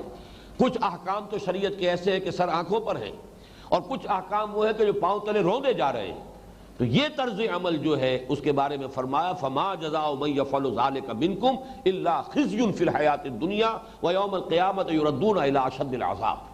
جو کوئی بھی تم میں سے یہ طرز عمل اختیار کرے گا اس کی کوئی سزا اس کے سوا نہیں ہے کہ دنیا میں ذلیل و خوار کر دیے جائیں اور قیامت کے دن شدید ترین عذاب میں جھونک دیے جائیں۔ وَمَا اللَّهُ بِغَافِلٍ عَمَّا تَعْمَلُونَ، اور اللہ غافل نہیں ہے اس سے جو تم کر رہے ہو۔ اس سے پچھلا رکوع ختم ہوا تھا بلا من کسب سیئۃ، اب یہ یونیورسل ٹروتھس ہیں، یہ حقائق ابدیہ ہیں، یہ وہ چیزیں ہیں کہ جو زمانے کے ساتھ بدلتی نہیں ہیں، یہی کیفیات سابقہ امت میں پیدا ہوئی، یہی کیفیات ہمارے اندر پیدا ہوئی، اور جیسا کہ میں نے عرض کیا ان رکوعوں میں وہ آئینہ پیشگی دکھایا جا رہا ہے امت مسلمہ کو کہ آج تم اس مقام پر فائز ہوئے ہو جہاں تقریباً 2000 برس تک یہ سابقہ امت مسلمہ یہود بنی اسرائیل فائز رہے، ان کے ہاں یہ خرابیاں پیدا ہوئی ہیں اور یہ کہیں تمہارے اندر بھی پیدا نہ ہو جائیں. بی آن دی گارڈ، حفاظت کرو، چوکس رہو، چوکنے رہو. یہ دوسری بات ہے کہ اور اس کی پیشن گوئی بھی حضور نے فرما دی تھی، لَتَتَّبِعُنَّ سُنَنَ مَنْ كَانَ قَبْلَكُمْ، تم لازماً پیروی کرو گے اے مسلمانوں انہی لوگوں کے طور اور طریقوں کی جو تم سے پہلے تھے. یہاں تک کہ جیسے کہ ہاتھ کے ساتھ ہاتھ اور ایک بالشت کے ساتھ بالشت، اس طریقے سے تم پیروی کرو گے. یہاں تک کہ اگر وہ جو ہے کسی گوہ کے بل میں گھسے تھے تو تم بھی گھسو گے. اور جب صحابہ نے پوچھا تھا یا رسول اللہ الیہود والنصارى، حضور یہ آپ کی مراد کون لوگ ہیں، کیا یہود اور نصارہ؟ آپ نے فرمایا فمن، وہ نہیں تو اور کون. تو گویا کہ وہی طرز عمل ہم نے بھی اختیار کیا ہے، وہی ہمارے ہاں بھی عقائد ہیں. اسی طرح ہم بھی اپنے آپ کو محفوظ سمجھتے ہیں. ہم یہ سمجھتے ہیں کہ جہنم میں ہمارے داخلے کا سوال ہی نہیں، ہوا بھی تو گنتی کے چند دن. وہ اس اعتبار سے بات صحیح ہے کہ اگر ایمان حقیقی دل میں موجود ہے، چاہے وہ تھوڑا ہے مقدار میں، اگر ایمان حقیقی ہے تو یقیناً جہنم سے نکال دیا جائے گا. انسان اپنے گناہوں کی سزا کے بقدر عذاب جھیل کر اور نکل آئے گا. لیکن وہ ایمان حقیقی کی بات ہے، ایمان قانونی کی بات نہیں ہے. کسی شخص کا دنیا میں مسلمان اور مومن سمجھا جانا وہ اس کی گارنٹی نہیں دے سکتا، بلکہ یہ کہ وہ دلی ایمان، تصدیق بالقلب والا ایمان، یقین قلبی والا ایمان، کوانٹٹی کے اعتبار سے کتنا ہی کم ہو وہ تصدیق بالقلب، ہو وہ یقین کے درجے کی شے، تو پھر تو یقیناً وہ بات صحیح ہے. لیکن عام طور پر مسلمان سمجھتے ہیں کہ جب ہیں ہم مسلمان تو گویا کہ مومن تو ہیں، لہذا ان آیات کا ہم سے کوئی تعلق نہیں. اس قسم کا کوئی اندیشہ جو ہے وہ ہمیں لاحق نہیں ہو سکتا. اور یہی در حقیقت ان کی غلطی تھی اور یہی مغالطہ ہے جو ہمیں لاحق ہو گیا ہے.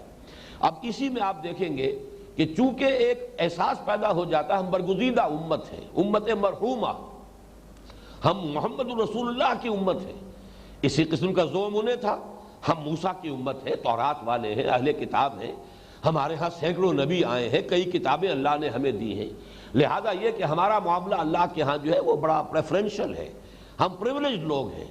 وی are the chosen people of the lord. اور قرآن کہتا ہے، ان کا قول نقل کیا سورہ مائدہ میں، کہ وہ کہتے ہیں کہ نحن ابناء اللہ واحباہ، ہم تو اللہ کے بیٹوں کے مانند ہیں، بڑے چہیتے ہیں.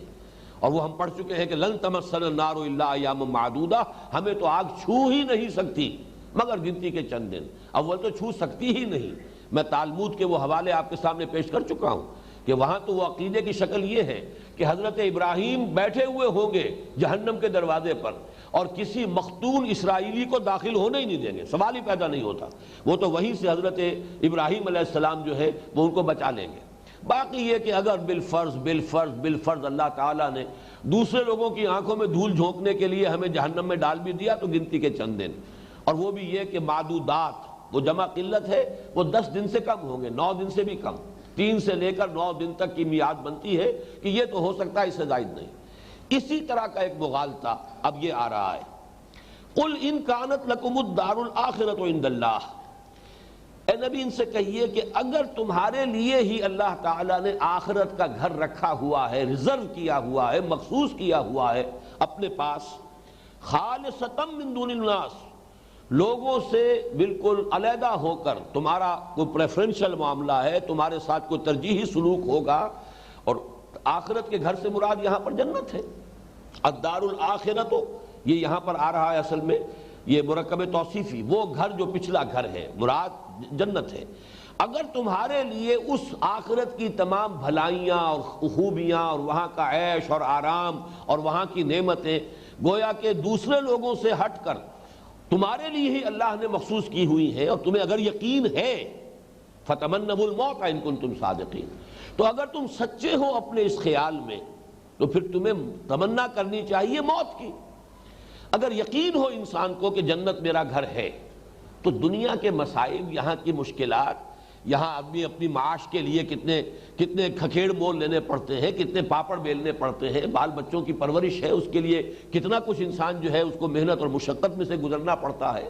یہاں قدم قدم پر صدمے ہیں. قید حیات و بند غم اصل میں دونوں ایک ہیں. موت سے پہلے آدمی غم سے نجات پائے کیوں؟ تو اس قید حیات و بند غم کو انسان کیوں برداشت کرے؟ پھر تو اسے چاہیے کہ وہ چاہے کہ جلدی سے، جتنا جلدی ممکن ہو میرا یہاں سے چھٹکارا ہو، اور میں جنت جب میرے لیے یقینی ہے، قطعی ہے، حتمی ہے، جانا ہی جنت میں ہے، تو پھر تو یہاں پہ ایک ایک دن انسان پر شاق گزرنا چاہیے. یہاں جو بھی وقت گزر رہا ہے، اس لیے حضور نے فرمایا ہے الدنیا سجن المومن و جنت الکافر، یہ دنیا جو ہے مومن کے لیے تو قید خانے کی مانند ہے۔ قید خانے میں، جیل میں کوئی شخص رہنا نہیں چاہتا، وہ تو مجبوری ہے، ایک مجبوری کی وجہ سے جتنا وقت بھی وہاں گزارنا پڑے، رہنا تو کوئی نہیں چاہتا۔ اسی طریقے سے بندہ مومن دنیا میں کبھی رہنا نہیں چاہتا۔ یہ در حقیقت اگر انسان اپنے دل کے اندر جھانکے، اگر تو اس کے اندر خواہش ہے کہ میری زندگی طویل ہو، تو در حقیقت اس کے ایمان کی کمزوری ہے۔ یہ دوسری بات ہے کہ اللہ تعالیٰ نے جب تک فیصلہ کیا ہے، گویا کہ اس نے جو بھی ہماری پلیس آف ڈیوٹی معین کی ہے، یہ ہماری ایک ذمہ داری کی جگہ ہے، یہاں سے فرار جو ہے اختیار کرنے کی اجازت نہیں ہے، خودکشی اسی لیے جو ہے وہ گناہ کبیرہ ہے، لیکن یہ کہ رہنا ہے یہ ایک دوسری بات ہے۔ اب جیسے کہ آپ کو معلوم ہے کہ ہمارے ہاں بعض جو سول سرونٹس ہوتے ہیں، کوئی بہت کسی کو سزا دینی ہو تو کہیں بلوچستان کے آخری کسی قصبے کے اندر اس کی تعیناتی ہو جائے، جانا تو پڑے گا اسے، اس لیے کہ بہرحال اسے ملازمت کرنی ہے، اس میں برقرار رہنا ہے، تو وہ حکم تو ماننا پڑے گا۔ لیکن جتنے عرصے بھی انسان وہاں رہتا ہے وہ خوش نہیں ہے، اپنے احساس فرض کے تحت ذمہ داری ہے، کمٹمنٹ ہے، پوری کرنی ہے۔ تو بندہ مومن کا معاملہ یہ ہوگا جو آخرت کا یقین رکھتا، اور خاص طور پر جس کا دل یہ گواہی دے رہا ہو، یہ در حقیقت بات سارے دل کی گواہی کی ہے، اس لیے کہ قرآن مجید کا تو یہ فتویٰ ہے مستقل، بل الانسان علی نفسہ بصیرہ۔ اگر آپ کا دل گواہی دیتا ہے کہ آپ اللہ تعالیٰ کے ساتھ مخلص ہیں، تو یقیناً اللہ تعالیٰ بھی آپ کے ساتھ معاملہ وہی کرے گا، جیسا کہ ایک حدیث قدسی میں الفاظ آئے ہیں، انا عند ظن عبدی بی، میں اس ظن کے ساتھ ہوں کہ جو میرا بندہ میرے ساتھ رکھتا ہے، کیونکہ انسان کا دل اسے بتا دیتا ہے کہ تم کتنے پانی میں ہو۔ اگر آپ اللہ کے ساتھ دھوکے بازی کا معاملہ کر رہے ہیں، اگر آپ نے شریعت کے ساتھ جو تمسخر اور استہزاء کا رویہ اختیار کیا ہے، تو دل آپ کو بتاتا رہے گا تم دھوکہ دے رہے ہو، تم صحیح راستے پر نہیں ہو، آپ کا ضمیر آپ کو ملامت کرتا رہے گا۔ لیکن اگر دل گواہی دے دے کہ آپ کا معاملہ اللہ کے ساتھ درست ہے، اللہ تعالیٰ سے آپ کو محبت ہے، وہی آپ کا محبوب حقیقی ہے، مطلوب اصلی ہے، تو پھر واقعتاً یہ ہے کہ آپ کو یقین ہوگا کہ اللہ تعالیٰ کی رحمت جو ہے وہ مجھے یقیناً اپنے دامن میں جگہ دے گی۔ اس حوالے سے پھر دنیا میں گزرنے والا وقت اس پر شاق گزرے گا، بھاری گزرے گا، اگرچہ رہنا ہے، ذمہ داری ادا کرنی ہے، اور جب تک رہنا ہے اپنے فرائض کو حتی الامکان جو ہے آخری سانس تک ادا کرنا ہے، لیکن یہ کہ تمنا نہیں ہو سکتی یہاں رہنے کی۔ تو فرمایا قل ان کانت لکم الدار الآخرۃ عند اللہ خالصۃ من دون الناس، اے نبی ان سے کہیے، اس کو آپ یوں سمجھیے کہ ایک طرح کی ایسی بات ہے آنکھوں میں آنکھیں ڈال کر کسی سے بات کرنا، تاکہ وہ مجبور ہو جائے انٹروسپیکشن پر،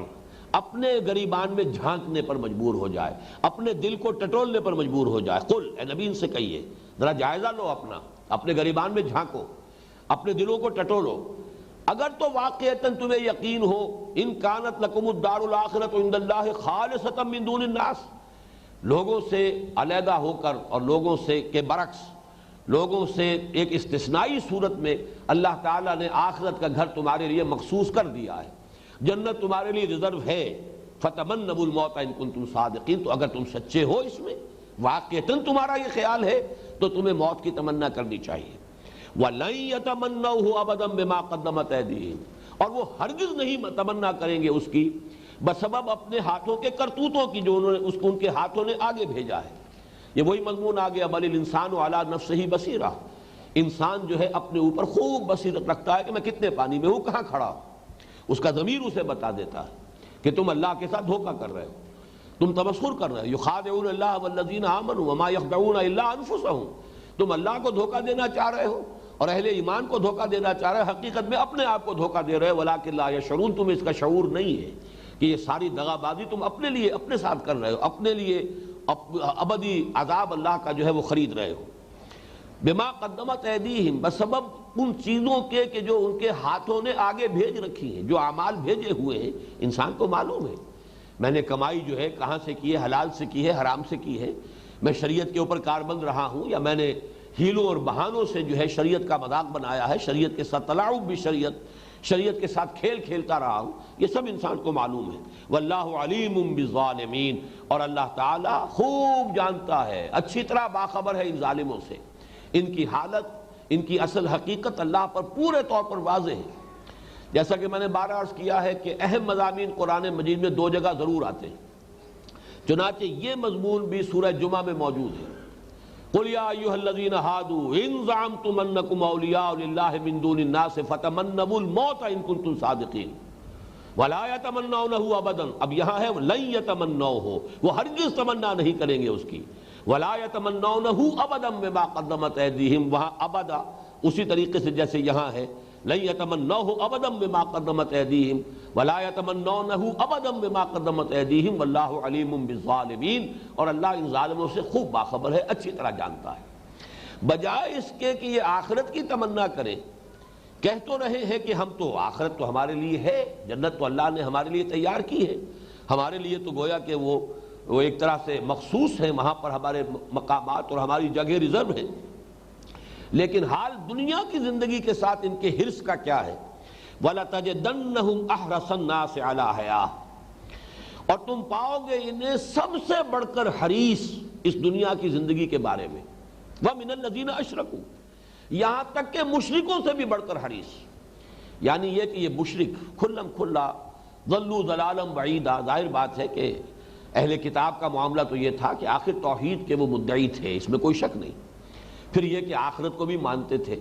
چاہے یہ کہ آخرت کے عقیدے کی انہوں نے نفی کر لی تھی زیرو سے ضرب دے کر کہ جب ہمارا معاملہ خاص ہے تو گویا کہ اس آخرت کے عقیدے کا ان کے عمل پر کوئی اثر نہیں تھا، اس لیے کہ معلوم ہے کہ چاہے ہم کیسے ہی گناہ کریں بہرحال ہمیں جہنم میں نہیں ڈالا جائے گا، اور ڈالا بھی گیا تو گنتی کے چند دن. تو آخرت کا عقیدہ غیر مؤثر ہو گیا، اب ان کے کردار پر، ان کے اعمال اور اخلاق پر اس کی کوئی چھاپ نہیں ہے. لیکن بہرحال مدعی تھے کہ آخرت کو مانتے ہیں، توحید کو مانتے ہیں، اللہ کو مانتے ہیں. اس کے برعکس تو وہ مشرکین جو نہ آخرت کے مدعی، نہ وہ ماں سے بعد الموت کے ماننے والے، اللہ تعالیٰ کے ساتھ جو ہے بہرحال اللہ کا نام تو ان کے ہاں بھی تھا،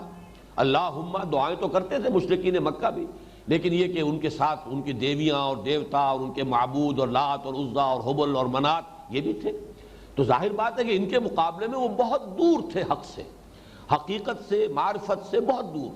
لیکن ان کا حال بھی یہ ہے کہ ان کے اندر جرأتیں تھیں، ان کے اندر ہمت تھی، وہ سامنے سے وار کرتے تھے. آپ کو معلوم ہے کہ اہل مکہ میں نفاق نہیں تھا، چاہے وہ بدترین دشمن تھے حضور کے، لیکن وار سامنے سے کرتے تھے. کبھی انہوں نے اس طرح سے جیسے کہ ایک بزدل آدمی جو ہے وہ پیٹھ پیچھے سے وار کرتا ہے، وار کر کے وار کرنا یہ ہے بہادری. مقابلہ کرنا تو سامنے سے آ کے کرنا، ڈنکے کی چوٹ کرنا، یہ چیزیں ان میں اس لیے تھی کہ ان میں یہ جو بنیادی جوہر انسانیت کا ہے وہ کچھ محفوظ تھا.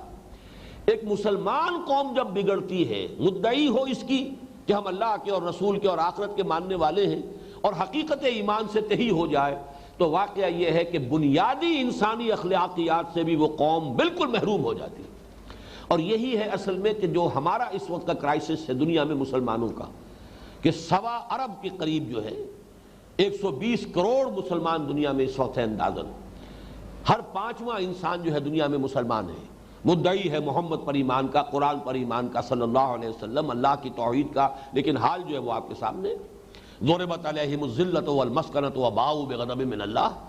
ذلت ہے، مسکنت ہے، کوئی عزت نہیں، کوئی حیثیت نہیں. کسنمی پرست کے بھیا کیستی، بین الاقوامی مسائل میں کبھی آپ کی رائے کوئی نہیں لیتا، بلکہ آپ کی تقدیروں کے فیصلے جو ہے بیٹھ کر خود کرتے ہیں.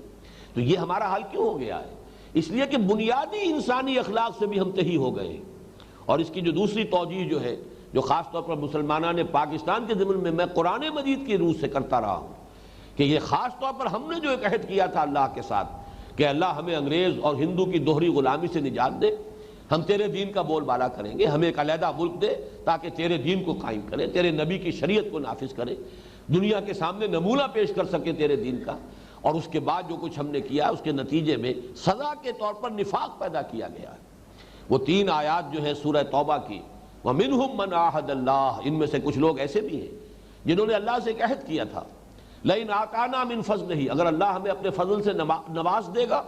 لَنَصَّدَّقَنَّ وَلَنَكُونَنَّ مِنَ الصَّالِحِينَ، ہم خوب صدقہ کریں گے، خیرات دیں گے، انفاق کریں گے، اللہ کی راہ میں نیکی کے لیے پیسے خرچ کریں گے. فَلَمَّا آتَاهُم مِّن فَضْلِهِ بَخِلُوا بِهِ وَتَوَلَّوْا وَهُمْ مُعْرِضُونَ. جب اللہ نے انہیں اپنے فضل سے نواز دیا، غنی کر دیا، دولت دے دی، ہر طرح کی کشادگی عطا کر دی، اب انہوں نے بخل سے کام لیا اور پیٹھ موڑ لی اور اعراض کی روش اختیار کی. فَعَاقَبَهُمْ نِفَاقًا فِي قُلُوبِهِمْ، اللہ تعالیٰ نے عقوبت کے طور پر، سزا کے طور پر ان کے دلوں میں نفاق کا روگ پیدا کر دیا. جیسے یہاں آیا تھا کہ اللہ تعالیٰ نے ان پر لعنت کی ہے ان کے کفر کی وجہ سے، اللہ تعالیٰ نے ان کے دلوں میں جنہوں نے کہا تھا سمعنا وعصینا، ان کے اس کفر کی وجہ سے ان کے دلوں کے اندر گوسالہ پرستی اور بچھڑے کی عقیدت اور محبت جو ہے ان کے دلوں کے اندر راسخ کر دی۔ یہ سزا دنیا میں اللہ تعالیٰ نقد دیتا ہے، جو اجتماعی جرم ہوتے ہیں قوموں کے اور امتوں کے، ان کی سزا دنیا میں ملتی ہے۔ انفرادی محاسبہ اور حساب کتاب آخرت میں ہونا، اس پر تفصیل سے میں نے ایک مستقل باب لکھا ہے اپنی اس کتاب میں، سابقہ اور موجودہ مسلمان امتوں کا ماضی، حال اور مستقبل، قرآن کا قانون عذاب کے بارے میں اللہ تعالیٰ کے قوانین کیا ہیں جو قرآن مجید میں مختلف جگہوں پر بیان ہوئے۔ جو قوموں کا معاملہ ہے، امتوں کا معاملہ ہے، ان کی غلط کردار کی سزا دنیا میں ملتی ہے، اجتماعی گناہوں کی سزا دنیا میں ملتی ہے۔ ہاں انفرادی معاملات کا حساب کتاب جو وہ آخرت میں ہوگا، کلہم آتی ہے یوم القیامت فردا، وہاں ہر ایک کو انفرادی حیثیت میں پیش ہونا ہوگا۔ تو یہاں پر بھی جو سزا جو مسلط ہوئی ہے اس کو آپ نوٹ کر لیجئے، وہی بزدلی آج مسلمانوں کے اندر آ گئی ہے، وہی حال ہمارا جو ہے، میں ابھی ایک حدیث کی روح سے بھی آپ کو وہ بات سامنے لے آؤں گا، وَلَن يَتَمَنَّوهُ أَبَدًا بِمَا قَدَّمَتْ أَيْدِيهِمْ وَاللَّهُ عَلِيمٌ بِالظَّالِمِينَ۔ اگرچہ ان کو اپنی امانی کے منطقی نتیجے کے طور پر تو دنیا کی بجائے آخرت کا طالب ہونا چاہیے، بجائے دنیا کی زندگی میں طوالت چاہنے کے ان کی دلی خواہش یہ ہونی چاہیے کہ جلد از جلد اللہ تعالیٰ اپنی طرف بلائے، اور یہ جو ہمارے لیے اس قید خانے کا دور ہے یہ مختصر سے مختصر ہو۔ لیکن حال یہ نہیں ہوگا، اس لیے کہ انہیں خوب معلوم ہے بما قدمت ایدیہم، ان کے ہاتھوں نے جو کچھ آگے بھیجا ہے اس کی وجہ سے یہ موت کی تمنا نہیں کر سکتے۔ وَلَتَجِدَنَّهُمْ أَحْرَصَ النَّاسِ عَلَىٰ حَيَاةٍ، تم پاؤ گے ان کو سب سے بڑھ کر حریص دنیا کی زندگی کا۔ وَمِنَ الَّذِينَ أَشْرَكُوا، یہ ہے گویا کہ یہاں تک کہ مشرکوں کے مقابلے میں بھی زیادہ حریص۔ جو مشرکین مکہ تھے، جیسا کہ میں نے عرض کیا، انہوں نے جب بھی مقابلہ کیا کھل کر کیا، میدان میں آ کر کیا، لیکن یہ کہ ان کا معاملہ یہ تھا کہ جان اتنی عزیز تھی کہ وہ بڑے ہتھیار جو ہے، بنو قریظہ کا جب معاملہ ہوا ہے تو ان کے ہاتھ سے اتنا ہتھیار برآمد ہوا ہے کہ مسلمان حیران رہ گئے کہ اگر وہ ہمارے ساتھ جنگ کرتے تو ان کے پاس تو اتنا ساز و سامان تھا کہ بہرحال اور کچھ نہ ہوتا ہمیں بھی تو بہت سا نقصان پہنچا دیتے، لیکن یہ کہ بزدلی کی وجہ سے یہ ہوا کہ انہوں نے ہتھیار ڈال دیے۔ تینوں قبیلوں کا یہی حشر ہوا ہے کہ جو مدینے کے اندر تھے، ایک ایک کر کے سب نے خلاف ورزی کی وعدوں کی، اور نتیجتاً جو سزا ملی ہے نہایت ذلت اور رسوائی کے ساتھ۔ دو قبیلے تو وہ ہیں کہ جو وہاں سے وہ نکال دیے گئے، اور ایک قبیلے کے جو تمام جوان افراد کو تہہ تیغ کیا گیا، قتل کیا گیا۔ لیکن یہ کہ جہاں تک مشرکین کا معاملہ، ابو جہل کا حال بھی یہ ہے کہ جب گردن کاٹی جا رہی تھی تو اس نے کہا کہ ذرا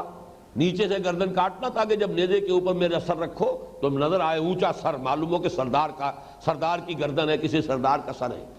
تو یہ جو مشرکین کا طرز عمل تھا، اس کے برعکس ان کا معاملہ یہ تھا، جیسا کہ میں نے عرض کیا کہ سورۃ الحشر میں فرمایا گیا کہ یہ کبھی بھی مسلمانوں تم سے کھلے میدان میں مقابلہ نہیں کر سکیں گے۔ وَلَتَجِدَنَّهُمْ أَحْرَصَ النَّاسِ عَلَىٰ حَيَاةٍ وَمِنَ الَّذِينَ أَشْرَكُوا يَوَدُّ أَحَدُهُمْ لَوْ يُعَمَّرُ أَلْفَ سَنَةٍ، ان میں سے ایک ایک شخص یہ چاہتا ہے کہ کسی طرح اس کی عمر 1000 برس ہو جائے۔ اتنی خواہش ہے دنیا میں طول عمر کی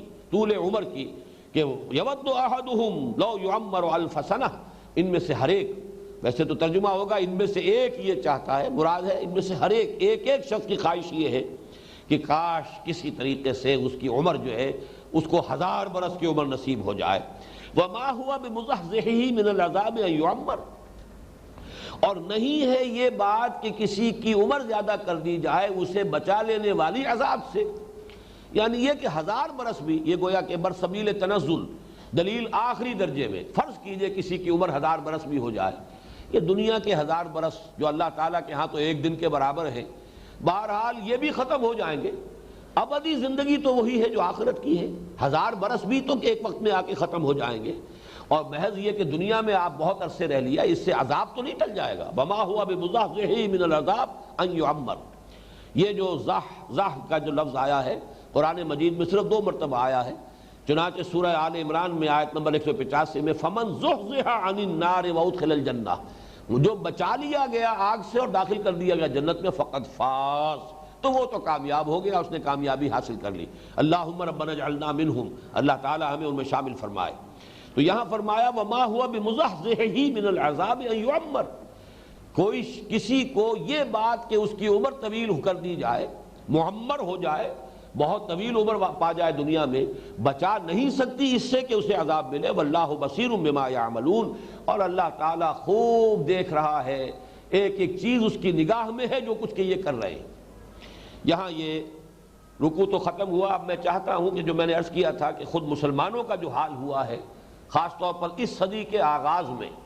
اس کا نقشہ جو حضور نے کھینچا تھا ایک حدیث میں، اور اس میں جو تشخیص حضور نے فرمائی تھی صلی اللہ علیہ وسلم، وہ یہی دنیا کی محبت اور موت سے فرار، یہی بیماری ہے مسلمانوں تمہارے اندر پیدا ہو جائے گی۔ چنانچہ یہ حدیث کے جو امام ابو داؤد رحمہ اللہ نے جو اس کو روایت کیا ہے حضرت ثوبان سے رضی اللہ تعالی عنہ، حضرت ثوبان بھی حضور کے غلام تھے جنہیں آپ نے آزاد کیا تھا، مولا رسول اللہ صلی اللہ علیہ وسلم۔ قال رسول اللہ صلی اللہ علیہ وسلم، وہ فرماتے ہیں کہ حضور صلی اللہ علیہ وسلم نے ارشاد فرمایا، یوشک الامم ان تداعی علیکم کما تداعی الاکلۃ الی قصعتھا، اندیشہ ہے ایک وقت آئے گا کہ دنیا کی قومیں تم پر ایک دوسرے کو ایسے دعوت دیں گی جیسے کھانا جب سامنے رکھ دیا جاتا ہے تو لوگوں کو بلایا جاتا ہے، آئیے تناول فرمائیے۔ قصع کہتے ہیں عربی زبان میں بہت بڑا طباق، پرانے زمانے میں آپ کو معلوم ہے، یہ آج کل تو ہر ایک کے لیے پلیٹ علیحدہ ہوتی ہے، بلکہ ایک ایک آدمی کے لیے 3-4 پلیٹیں لگتی ہیں۔ پرانے زمانے میں کھانے کا رواج، اور اب بھی عرب ممالک میں آپ کو یہ نقشہ نظر آ جائے گا، بڑا سا طباق ہے، اس میں ہے کھانا جو بھی ہے اور لوگ چاروں طرف بیٹھے ہوئے ہیں، تو قصع اسے کہتے ہیں کہ جب وہ طباق لا کر رکھ دیا گیا، اب آئیے تشریف لائیے تناول فرمائیے، تو اے مسلمانوں تم پر دنیا کی قومیں ایک دوسرے کو دعوت دیں گی، آئیے یہ لقمہ تر موجود ہے، یہ امت مسلمہ، امت محمد، یہ مسلمان، یہ لقمہ تر موجود ہے، آئیے اور تناول فرمائیے۔ فقال قائل، تو کہا ایک کہنے والے نے، من قلت نحن یومئذ، اس کی روایت جو دوسری ہے، اب من قلت نحن یومئذ یا رسول اللہ، دوسری روایت میں الفاظ یہ آئے ہیں، من قلت نحن یومئذ، حضور کیا اس دن یہ اس لیے ہوگا کہ ہماری تعداد کم ہو جائے گی، ہم قلیل ہوں گے، تعداد جو ہے ہماری بہت کم رہ جائے گی؟ قال بل انتم یومئذ کثیر، حضور نے فرمایا نہیں، بلکہ اس زمانے میں تم بہت کثیر ہوگے، تعداد بہت ہوگی، وہی جو میں نے عرض کیا 120 کروڑ اور 1.25 بلین جو ہے وہ آپ دنیا کے اندر ہے، بہت کثیر ہو، وَلَٰكِنَّكُمْ غُثَاءٌ كَغُثَاءِ السَّيْلِ، لیکن تمہاری حالت ایسی ہوگی کہ جیسے جھاگ ہوتا ہے یا جھاڑ جھکاڑ سیلاب کے اوپر، یہ آپ کو معلوم ہے، جیسے ہمارے ہاں آج کل لفظ میں نے پڑھا اخبارات میں، رود کوہی، پہاڑی علاقے جو ہوتے ہیں، یہ بلوچستان کا جیسا سوائل ہے ایسا ہی در حقیقت عرب کا زیادہ تر سائل ایسا ہی ہے۔ اب وہ پہاڑیوں کے مابین جو وادیاں ہیں، بارش اگر زوردار ہو جائے گی تو وادیاں جو ہیں وہی در حقیقت ندیوں اور نالوں کی شکل اختیار کر لیتی ہیں، اور پانی آتا ہے بڑے جوش کے ساتھ، اور جب پانی آئے گا جوش کے ساتھ تو جو آگے جھاڑ جھکاڑ ہے، کوڑا کرکٹ ہے، اس کو اٹھا لے گا، تو آگے آگے نظر آئے گا کوئی جھاڑ جھکاڑ ہے، کچھ وہ پانی نظر نہیں آتا، بلکہ وہ پانی کے اوپر کا جھاگ یا اسی طرح کا جو بھی کوئی گھاس پھوس ہے وہ نظر آتا ہے، کہ تمہاری حالت وہ ہو جائے گی جیسے کہ کسی سیلاب کے اوپر کا جھاڑ جھکاڑ ہو، یا اس کا جھاگ ہو، یا اس کے اوپر گھاس وغیرہ ہو۔ وَلَيَنزِعَنَّ اللَّهُ مِن صُدُورِ عُدُوِّكُمُ الْمَحَابَةَ مِنكُمْ، بڑے اہم الفاظ ہیں، اور اللہ تعالیٰ تمہارے دشمنوں کے دلوں سے تمہاری ہیبت نکال دے گا، ہیبت، محابتاً، یہ جو تمہاری ہیبت ہے،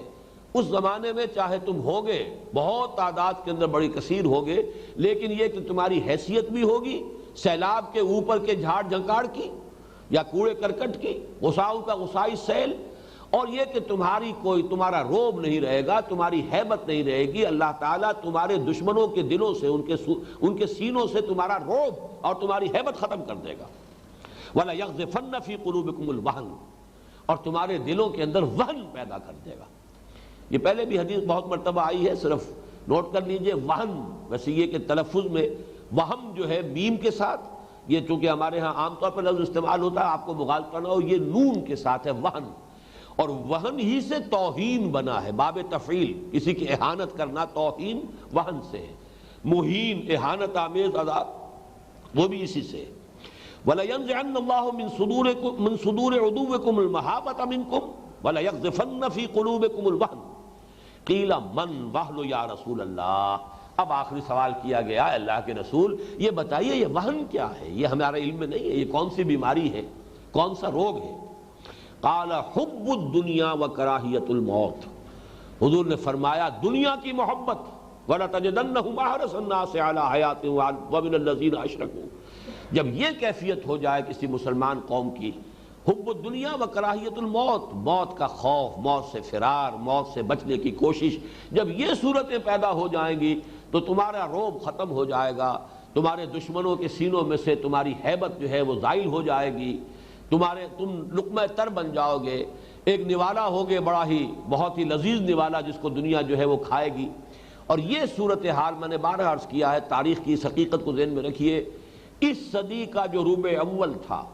اس وقت یہ کیفیت جو کی تو پیدا ہو چکی تھی، اس لیے کہ پہلی جنگ عظیم کے خاتمے کے بعد جو حال تھا عالم اسلام کا، جس طریقے سے حصے بکھرے کیے گئے ہیں، حالانکہ عربوں سے وعدہ کیا گیا تھا کہ ترکوں کے خلاف بغاوت کرو تمہیں ہم آزادی دیں گے، تم خود کیوں نہیں اپنے ملکوں کے تم جو ہے خود مختار جو ہے حکمران بن جاؤ گے، لیکن پھر جو سزا انہیں ملی ہے ترکوں کے خلاف بغاوت اور غداری کی، وہ یہ کہ وہ چیٹھڑے اڑا دیے گئے عالم عرب کے، یہ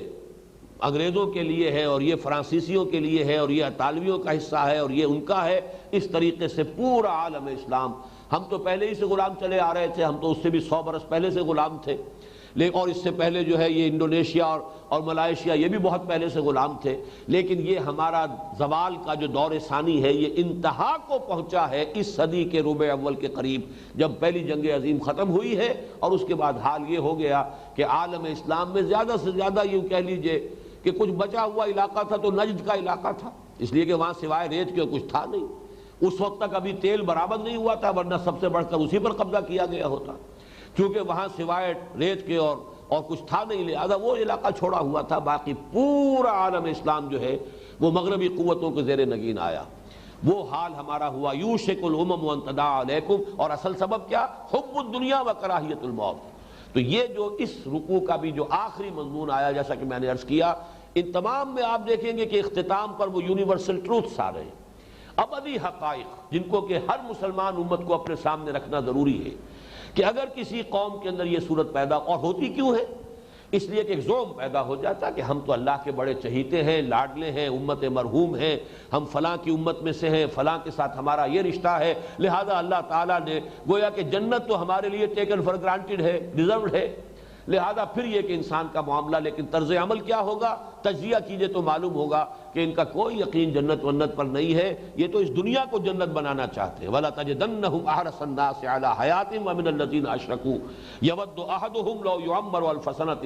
وَمَا هُوَ بِمُزَحْزِحِهِ مِنَ الْعَذَابِ أَن يُعَمَّرَ وَاللَّهُ بَصِيرٌ بِمَا يَعْمَلُونَ، اور جو کچھ یہ کر رہے ہیں اللہ اس سے خوب باخبر ہے، اللہ اسے دیکھ رہا ہے۔ بارک اللہ لی ولکم فی القرآن العظیم ونفعنی وإیاکم بالآیات والذکر الحکیم۔